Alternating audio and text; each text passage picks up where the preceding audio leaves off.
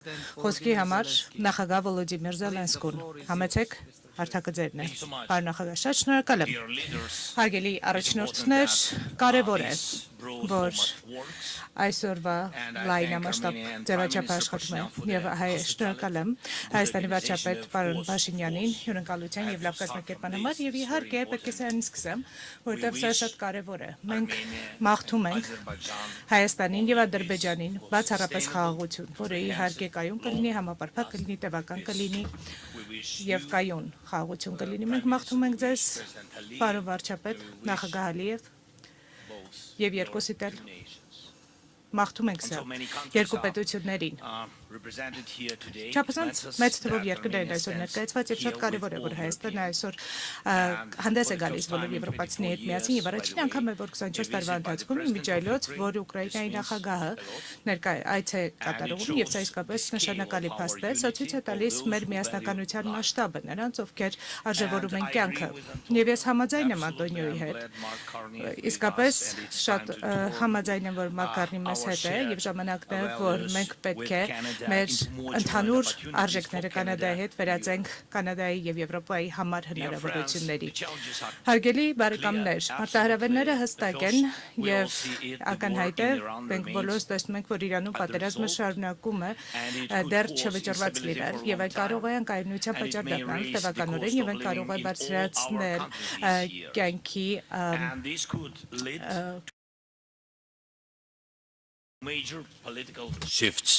արժեքը բոլորի համար եւ առաջին հերթին մեր էներգետիկայի եւ անվտանգության համագործակցությունը պետք է իրական համագործակցության վրա հիմնված լինի եւ մենք պետք է կարողանանք օգնել միմյանց նախապատրաստվել ձմեռվանը եւ գործ ունենալ էներգետիկ մարտահրավերների հետ եւ բացի դրանից պիտի ձգտենք երկարաժամկետ լուծումների Հորմուզի եւ նաեւ Ուկրաինայի դեմ Ռուսաստանի պատերազմը շարունակում է նույնքան կատաղի լինել, որքան նախկինում։ Եվ այս ամառը լինելու է այն պահը, երբ Պուտինը պիտի որոշի, թե ինչ պիտի անի այնուհետ, այն պիտի ընդլայնի պատերազմը, թե պիտի անցում կատարի դիվանագիտության։ Եվ մենք պիտի մղենք նրան դեպի դիվանագիտություն։ Ռուսաստանը Մայիսի 9-ին շքերթ է կազմակերպելու Մոսկվայում ռազմական տեխնիկայով եւ եթե դա տեղի ունենա, առաջին անգամ է լինելու սա բազմաթիվ տարիների ընթացքում, որ նրանք չեն կարողանալու թույլ տալ իրենց ռազմական տեխնիկա ցույց տալ եւ վաղսփռող ԱԹՍ-ները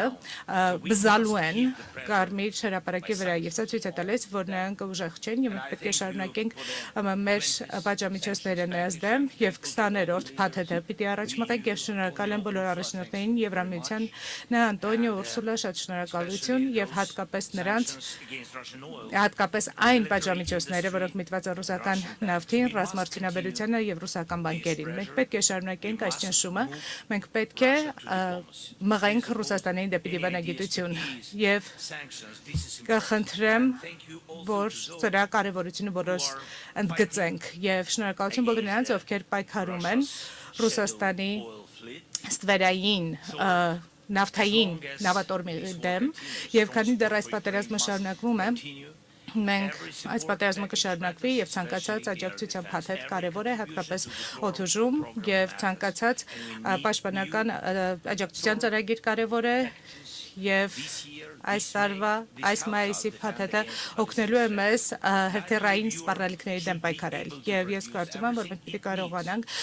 արտադրել այն ամենը ինչը որ անհրաժեշտ է պաշտպանվելու